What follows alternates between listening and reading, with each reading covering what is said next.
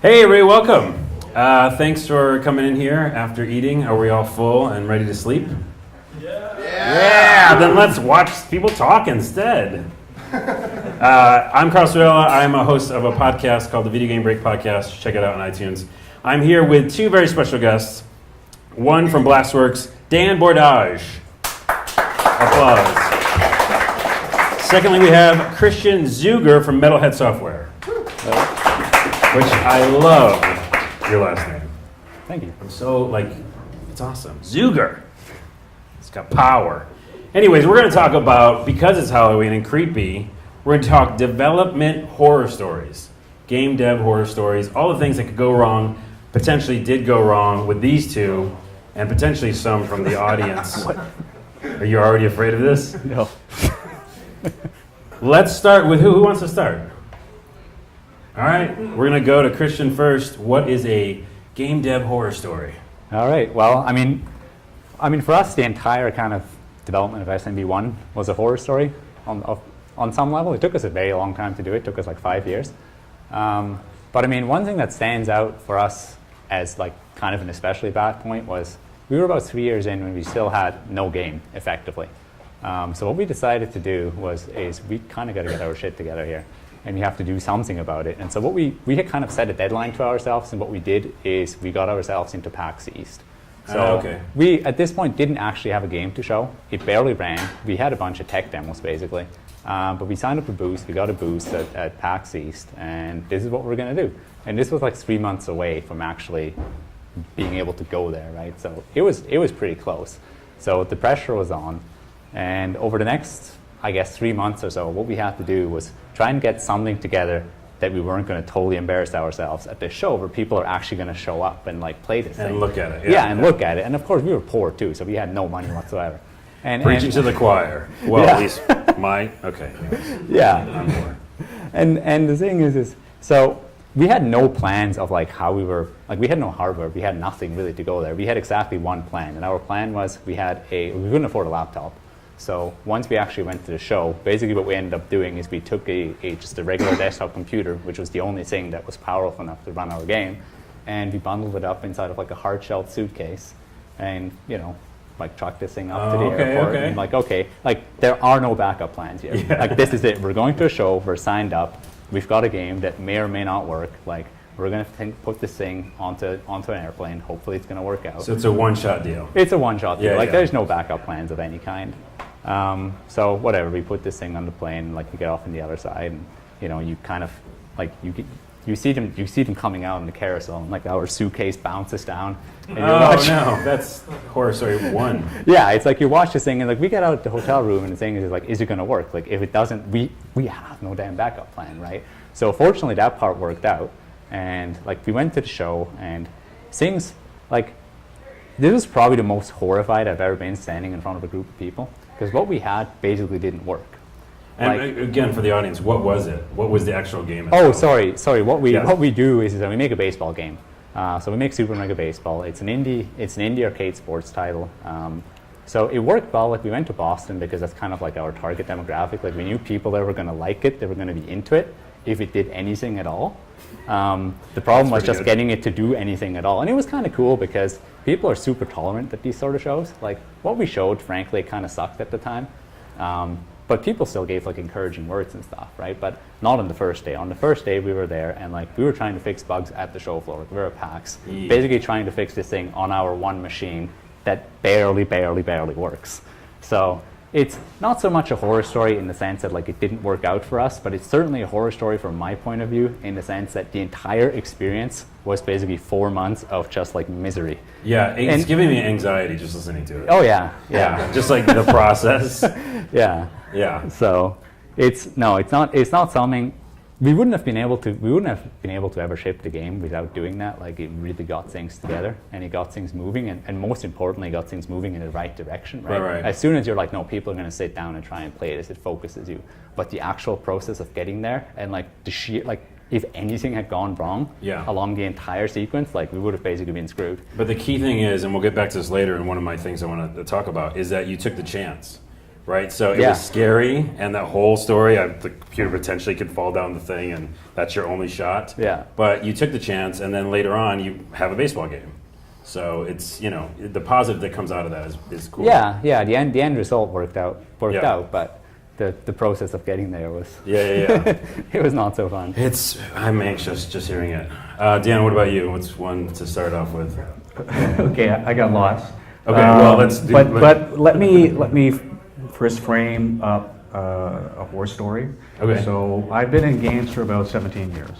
I started mostly in the console space up until about 5 years ago. Moved into casual space, and when I talk about these horror stories, I always got something out of them.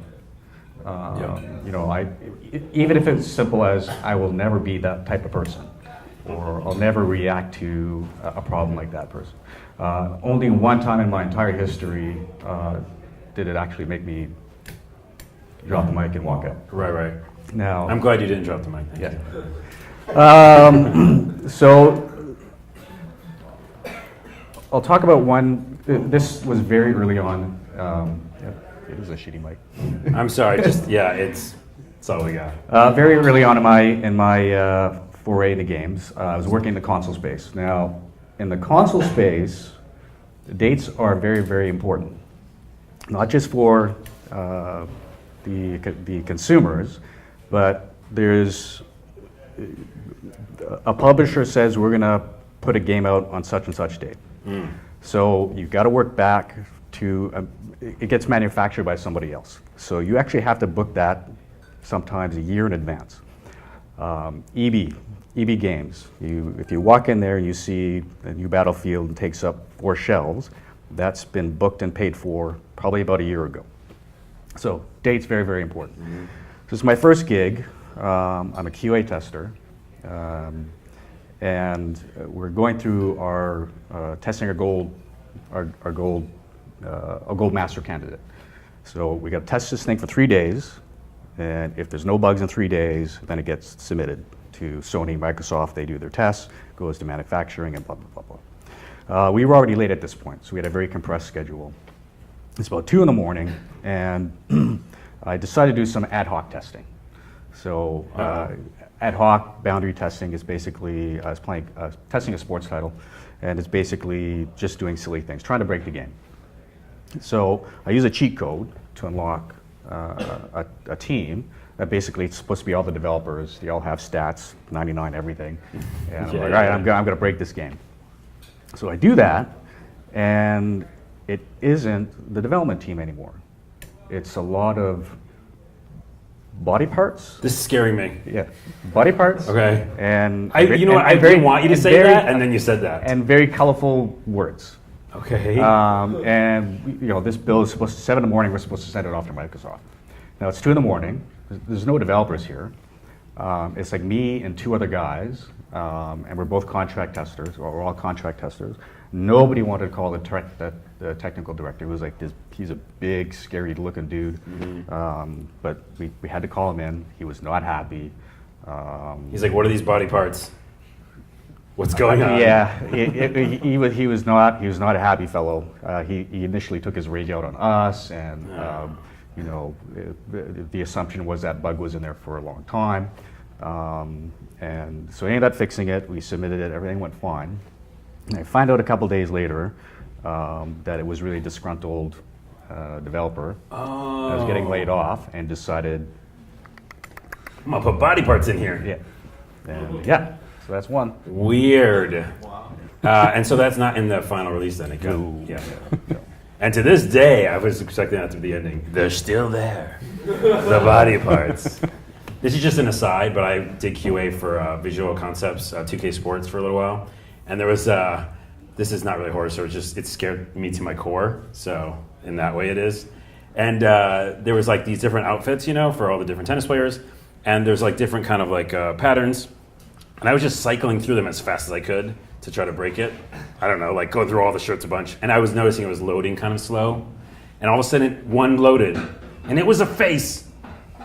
There was a face on the shirt. And no one believed me, and I couldn't repro it. But there was a face on that damn shirt. It happens. Anyways. Okay. There's nowhere, how do you continue from that? I'm sorry. How about this? How about a time when you just like broke the game totally or like just really messed up? Is there a time where like it wasn't just like a little bug or something like that? It was like, oh, we've got to rethink how we are going to make this game. Oh, but yeah, we've done this several times. Okay. It's not good. We actually have we've got this one period where we've called it the darkness. And basically what we had, so remember that the previous thing that I was saying, we went from the stage where like we had nothing at all to we had something that was kind of running. So our ultimate dream was like we wanted to make console games. That's when we had started a long time ago. It was like, here's the things that we like. Like we like arcade games, we like action games. Like what we do is at its core a console game. I don't know if you've ever tried to like approach Microsoft and there's two dudes of you who have zero experience in the video game industry. It's not easy to convince them to like, hey, you should give us a desk kit, hey, you should let us on and stuff like this. So we basically just charged ahead with our Windows build and we did what we did. And eventually we got our foot in the door with Sony and they kind of opened up to us a little bit and we signed up with them. They gave us a dev kit and all this. And we started running some experiments because this is my first time I got myself like my hands on PS3 hardware. Just some like, basic performance tests, like just really simple stuff. Like, okay, here's what I'm used to. Like, let's run the same thing on like the main processor on the PS3, and it's 10 times slower. Like, literally 10 times slower than what we were used to. We're like, okay, this is not good. Yeah. Like, this is not good on any level, especially because we're trying to be like a 60 FPS kind of like arcade sports game, right? So what we ended up doing actually is we basically threw away everything that we had, like literally everything, and ported it to an entirely different technology. So yeah, it's not like a little bit going backtracking. No, it's basically kind of restarting from scratch just to get where we needed to go. Yeah. And that was because of the console. You wanted to make sure you were on that PS3. And did it work out? Like, was that? Yeah, it worked out. Yeah, we're still on the same technology, so that part of it worked out. So again, it was like a necessary evil. But during that period, like it was about because you finally have something. You worked so long, you have a game that's actually starting to behave like a game, and like you go back, and I had a banana on a green screen on a PS3. I'm like, hooray. Like that came out of nowhere. Awesome.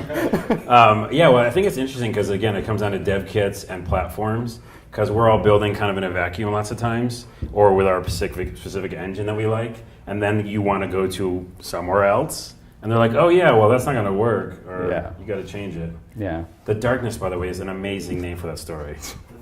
This story is called The Darkness. It wasn't as dark as that, but it was pretty good. Dan, let's just do another one. One where like it was like really everything shit the bed. It was just stupid. Well, or not. The closest for me was working for another company, big corporate empire, and the executives that we interacted with didn't know anything about games. They came from an entertainment background, but not video games. So we had our studio was struggling, and we put a pitch together for a new game. We were really excited. Basically, it was kind of think like Call of Duty before there was a Call of Duty. It was a very short single-player campaign, but everything else was just this multiplayer extravaganza. They got really excited about it. The pitch went well. We got greenlit. And then slowly over time, I should mention that this IP was attached to a film. Okay. Now over time, the film folks got word and completely changed what we envisioned what that game was supposed to be into what they wanted the game to be.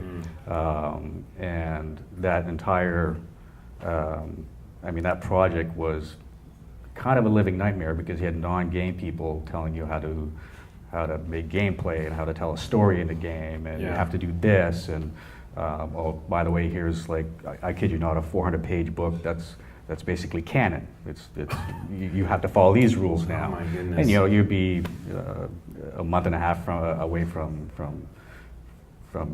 having to ship, and then having something like that dropped on us, or here's a bunch of canon.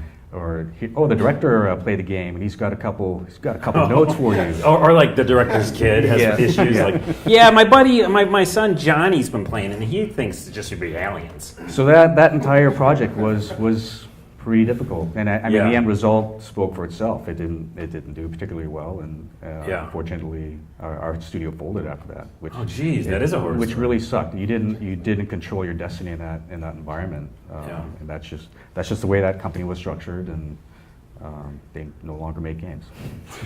That is a scary story, and that's definitely a scary story that repeats itself. That whole idea of like, Yeah, it's quite common. Yeah. It's quite common. these entertainment people coming in and being like, well, this is what it should be. There was a time where, also, when anybody's ever made websites for people, if you don't like put like goals or guidelines on that, they will just micromanage that to hell. Oh, you know what I'd also like is like a banner, and then like maybe on the side, I don't know, let's try three or four different colors. It goes forever. I'm just telling weird personal stories now. Here's a question. You know that time when I made that website, guys? And then that lady was really crazy? Anyways, how about this? This could be really, really real is what I said. These are my notes. This could get really, really real. What are you afraid of?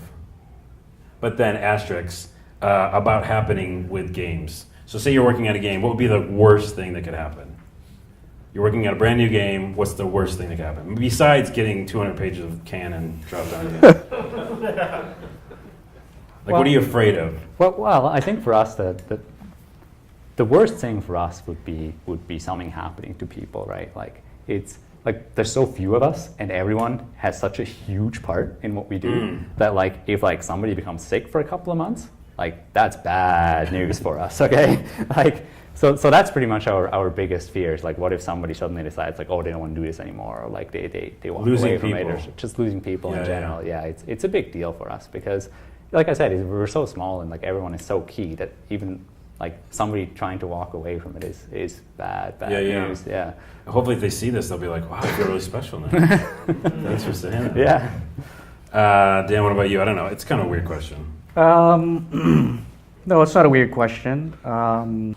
Every sprint, so we do 3-week sprints. We got 4 active projects on the go. Typically, the team and I get presented a business problem. So it could be the game's not making as much money, or it's not retaining, or what have you. We've got a very small time to come up with a solution, and then that solution gets sent to a team. They build it, it goes out, and then we measure it. And we're a decent-sized studio here in Victoria, but we have to be very focused with our resources. We have to be very focused on coming up with design solutions to very specific business problems. So really, every time we're planning a sprint, I get a little bit of that. Because if you fail, at the end of the day, it's not like, I'll tell people at work all the time that are stressing out that, you're not curing cancer. Okay, we're making games. Yeah. And if you put a feature out and it doesn't quite do what we wanted to do, we learn from it and we move on. But as a creative director, I always feel that pressure. Yeah. So, are we doing the right thing? Are we doing the right thing? And, Yeah. 4 projects, 4 different sprints. It's part of my regular. Yeah. It's part of my regular day-to-day. Yeah. Actually. But. No, I can relate because in my day-to-day job at Big Fish and 3 Minute Games, we have that same kind of thing where you just all these little small problems, and they feel massive because they can lead to big problems. Yeah. The small problems, especially almost the bigger you get at the company, the small problems can balloon out because they affect a bunch of people, they affect a bunch of projects and stuff like that. So I can get that. Let's go to my last real question about the horror stories was, and actually I got this from Chris off stage. Thanks, Chris. Hey, buddy. Is what's something that positive, and you already kind of hit on this a little bit, Christian, but what's something positive that came out of a negative and terrible event, game development-wise? So you're like, that was terrible, but also now I'm good at this, or now I understand this, or something. Well, in our case, and this kind of touches on the first thing that you had mentioned, this is about a bug or bugs that we had in our game. Okay, I love bugs. Let's talk about bugs. So this was, like you've mentioned, like we had a pretty hard deadline of when we actually had to ship. Like once all the wheels are set in motion for a console release, like it's kind of hard to move it. So you have to hit it. So like we had no choice. And the thing is I mean, you think about, you joke about like, oh, I wonder how close to the actual deadline that these games get worked on. And well, pretty close. But in our case, what the problem was is that basically we were trying to simultaneously release on PS4 and PS3 originally, and they're entirely different platforms, entirely different hardware. Like everything worked differently. There was 2 code paths for everything, and the PS3 is a huge pain in the ass. So what we had is we had this animation problem. What the actual end, what the user saw was that the frame would freeze and the game would keep playing in the background. That's what you saw. Oh, great. And it would happen on the PS3 like once every blue moon. It was super non-deterministic. We had absolutely no idea why. So we ended up chasing this down for, it was the hardest bug I've ever had to solve in my life. I think it was something like, Worse than the shirt with a face on it? Yes. Callback. Yeah. No reason. Yeah. Sorry. No, it was absolutely miserable. I think I spent about 80 hours trying to track down this one bug. Yeah, it was the worst thing I ever had to do. So we did eventually learn this, and what the actual problem was that basically a NaN had made itself into the camera code. So like what? Not a number. Oh, it's a thing in code. Yeah, it's basically like it's a representation of a number. It's not a number. It's very bad. It's kind of like cancer. Jeez. Call back. You just call back to his story. Weird. Yeah, but so that basically that was the manifestation of it. Is that like something in our animation code that basically caused this number that isn't actually a number to ultimately get into the camera, which made things go very bad on the PS3 in only very specific circumstances. Okay, so that's a bug that we had, I think, about 2 months before we had to ship. So we fixed it. We're happy. Everything is good. And then so what we had done is the night before we were submitting our final package to Sony, like this is the thing that we're going to ship, is we're testing it. And our plan was basically just test this thing straight for about 14 hours with just a bunch of friends. So we're sitting around testing it, and at about 2 in the morning, it happens again. There's the frozen frame. We're like, you have got to be kidding me. Like, what is happening? Yeah. Like, why is this happening? We're supposed to submit this package in like 6 hours. Ship it, by the way. Ship it, by the way, is the answer to this. Oh, it got shipped. It got shipped. Yeah. That wasn't an option. But the good and again, it's in it to this day. Yeah. No. The thing is that the good part of like that the absolute misery was that like 80-hour debugging session. It kind of taught us that like, oh, here's the actual problem. It's like this not a number making itself into the camera code is what's causing this. Right. And like we had no way of reproducing this. So what we ended up doing is just kind of pouring over all the cases that this could happen. And there was just one spot where we speculated there is technically a way that this could happen. So we put in a bunch of code that we couldn't really test because it wasn't reproducible enough. We reproduced it maybe like once in 14 hours. We're like, well, that's what it's going to be, We're going to put in like some very speculative fix here. Yeah. Hopefully it's going to work, and off she goes. And it worked out. It worked. It worked out. Didn't happen anymore. So weird. And so yeah, when you think about console games, like yeah, I'm sure those guys tested this for like weeks and weeks before, and like and hell no. No. It got uploaded at 6 in the morning, and that's that. Ship it. Yeah. It feels like almost like quantum physics or something. You're like, I think it could happen in this area of molecules or something, atoms. Yeah. Weird. Dan, what was the question? Exactly. I forgot it. Oh, what's up? The positive that came from a negative. Oh. And then I have one All more. right. Relatively early in my QA, I was in QA at the time. I was a QA manager. So I managed a team. I reported to a guy that was a development director.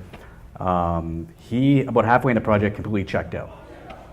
So I took it as an opportunity to step up and kind of take his role. Now, part of that means going to meetings with, well, at the time, both the president of the company, also the head of the studio, executive producers, like a bunch of bigwig people, round table. And I was a pretty shy, timid guy back then, so I would just kind of sit there. Oh yeah, Yeah, it's kind of weird. sit there, be quiet, and just I was pretty intimidated by the people in the town in that room. Now, this company being what this company is, same position as my first story. We're going through our Gold Master testing, and we are not stopping the bugs. They're just going in. So my boss checked out, and I had to go to this meeting, and there's this president slash, hi, I run the company in the studio. The development director on the project's over there, the EP's over there, and I get lit up. It was not pleasant. They were basically blaming us and not finding these bugs fast enough, and it was brutal. And I Freaked out? yeah, the whole day I almost wanted to tell my team to stop finding bugs. Oh. It was that bad. Yeah. So rechecked myself, and I said, you know what? I let my guys keep finding the bugs, and I decided to use some analytical skills. So I did an audit. So I checked in their change log, and I see, oh, they're not just fixing bugs; they're actually changing feature code, and they're trying to slide in features at the last minute, which they're not supposed to do. No. I was like, okay, yeah. So got all that stuff.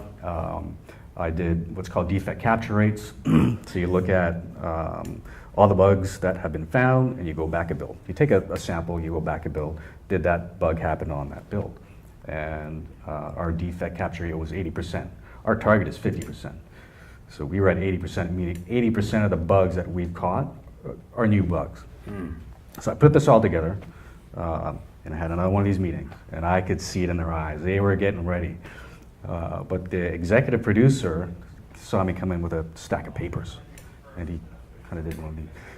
So he kind of kept quiet, and again, this development director went into us and started blaming QA, and I just found my voice. And all of a sudden, I very calmly, but I was assertive, and here's my, that's the stuff is getting passed down to this big head honcho, and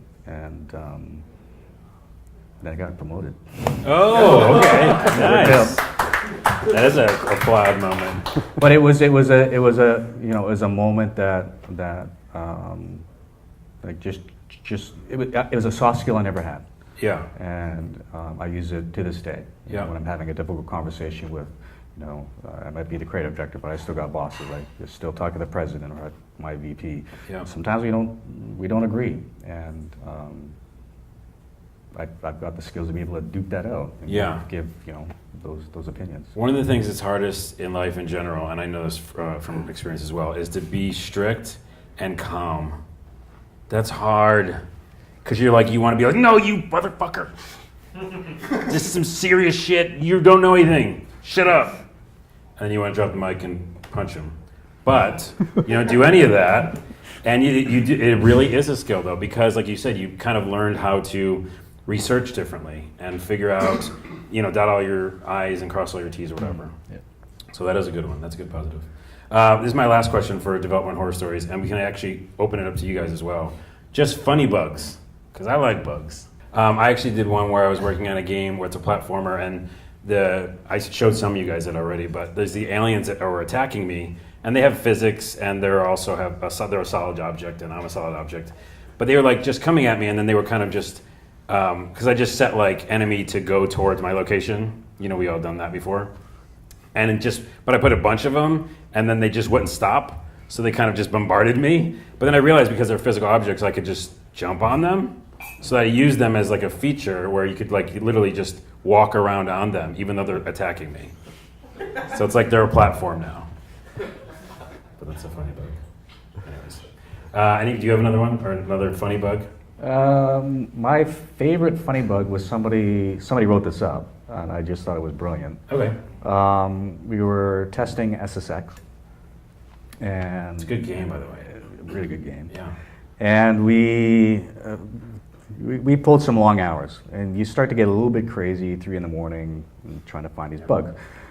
And I think this one guy just kind of I don't know, hit his limit or something, and he wrote up a bug about the snowflakes, and saying that they were all the same. He said, hey, the bug was literally no two snowflakes are the same. But it was just awesome because he wrote it like a legitimate bug, here's the steps to recreate. He had screenshots.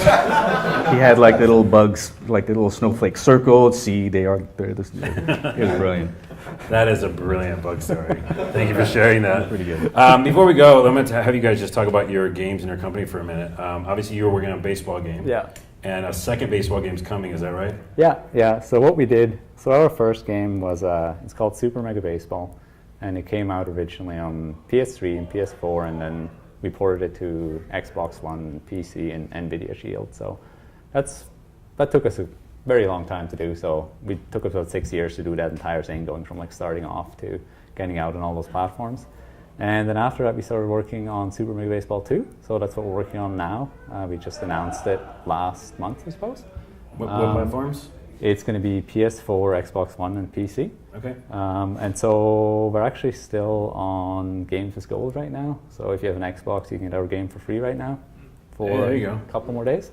So right now, I mean, we started out, our company, it was 2 guys that started it. We had no games background at all. We both had an engineering background, so we worked at like a CAD company. So it was like tangentially related to games at best.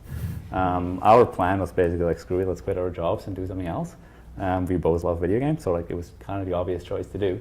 So that's what we ended up doing. And I mean, there was a lot of flailing going around in the first part, just trying to figure out how to actually go about this, and a lot of throwing away work and things like that. So things have come a long way since then. It kind of feels like we're a real company now and making a real product, which is good. Cool. Yeah. So it's pretty cool. I'm super excited for our new game. Like it's a big step up. Like we actually have a budget to make art. As opposed to having to come in people like, please work for us for free. We'll pay you eventually, we swear. So yeah, it's really, really cool for us because we can actually kind of build what we want as opposed to having to cut corners everywhere. So I'm really, really excited. Yeah, it's supposed to come out next year. So next year. There's still, next year is a big time frame. Yeah, I know. I've been trying to get dates out of people here. It doesn't work. Well, cool. I'm excited to check it out. Yeah. I play a lot of stuff on my PS4 right now too, so it'll be super fun to play baseball on that. Dan, what do you got going on right now? We do casual. We originally were Game House, and we did more casual casino-based products. We've been slowly tilting away to just more casual. Oh God, I gotta count them all.